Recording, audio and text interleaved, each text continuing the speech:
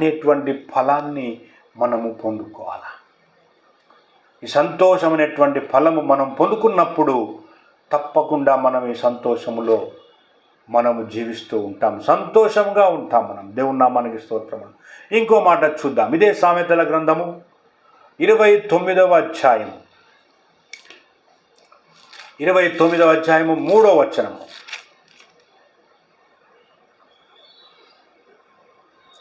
జ్ఞానమును ప్రేమించువాడు తన తండ్రిని సంతోషపరచును. చాలు, హల్లెలూయా.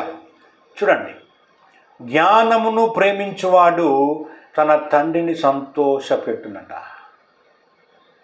చూసిన ఒకటేమో ముఖము తేటగా ఉంటుంది, రెండవది మరి నిత్యము విందు కలుగుతుంది, మరి మూడవది మరి సంతోష హృదయానికి ఆరోగ్యము కలుగుతుంది.